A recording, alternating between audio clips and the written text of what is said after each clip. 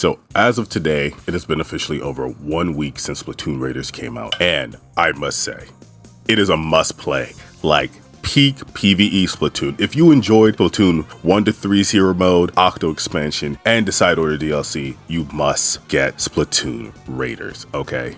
Now, I know Splatoon Raiders gameplay loop is heavily based on Salmon Run from Splatoon 2 and 3. Of course, I never really played those game modes. I just kind of completed the hero mode, I did the DLC, and then jumped to the next game, all in time to get Raiders. So for me, this is a whole blind run. I have no clue what Salmon Run was originally like, but I will tell you, I'm enjoying the game as it is. Now, this is Splatoon's first Switch 2 wholly original game. Now, Splatoon 3 got a Switch 2 update, which means that as long as you're running it on a Switch 2 system, you'll get a higher frame rate, higher fidelity, and higher resolution. But this game, Raiders, was made from the ground up with the Switch 2 in mind, and the graphics and everything else completely shows. Now, I'm a huge fan of the PvE focus when it comes to Splatoon games. For Hero Mode in Splatoon 1 and 2, in my opinion, they were kind of lacking.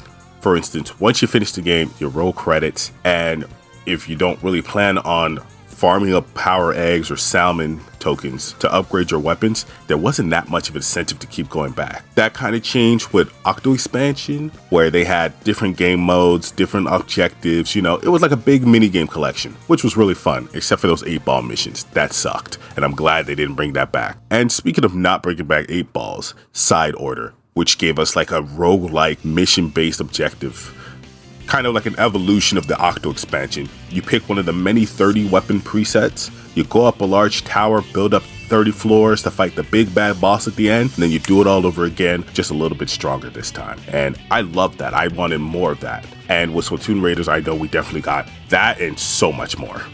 So I have right here just a short little list, just a little list of things that I really liked about this game, and I can't wait to explore more. By the way, I just want to preface that my list consists of everything I've experienced and enjoyed up until the first major boss, where the big thing happened. Not going to spoil what the big thing is, but it's the big thing. One of my favorite parts of this game is the characterization of Deep Cut. In my opinion, they're extremely silly, and I love that. They're just 3 weirdos that hopped on a plane to some unknown island hoping to find treasure to do whatever. I think they had a whole like little thing where they're talking about paying back Splatsville's debts or anything like that, which is a very noble goal, and I hope they reach that. Hopefully I can help them reach that. That'll be really fun to do. Next, we have the types of level stages. So we got a bit of variety. Again, this is just the first couple of islands, so I don't know if they plan on introducing more, but there's the power egg farm. That's what I'm calling it, where you will go around the island, farm a bunch of power eggs just to take down the giant crystal near the end and get a whole bunch of Spiralite coins, gems, shards. The digging levels, where you'll go in, get a bunch of power eggs to go down to the next level, go down, and then you'll get your treasure. You have the Mario Sunshine-esque dungeons, that's what I'm calling them, where you're in this random void thanks to the compasses that you use to find random islands, and you'll go through these mini games. Like, for instance, there's one level where you have to go through the whole thing with a speed tank and just a dash bombs. While now occasionally it's just jumping through squid rings and getting some Spiralite charms, but sometimes you'll have those big fish salmonoids come chase you down, and if they hit you, it's gonna hurt. So you have the tank dungeons, where there you can go through the same area, but if you have a different tank, you get a different treasure, which is dope. And you have the standard treasure hunt levels, where it's just you go around on the island, farm a bunch of power eggs, go through a set of obstacle courses, and you get the treasure at the end, which is usually something on the smaller side, but it's pretty cool to do anyways. There's also the many types of tanks, the speed, power, and tactical tanks, with all their multiple gadgets which each assigned to each tank. For instance, I primarily love the tactical tanks. I love the bombs, where you can pretty much link 2 to 4 together, or the auto turret, where you can like throw it out and it'll automatically shoot for you, and also inking the area that's helping you find more escape routes when things get a little heavy. And it's an extra set of gun hands shooting down some of the salmonoids.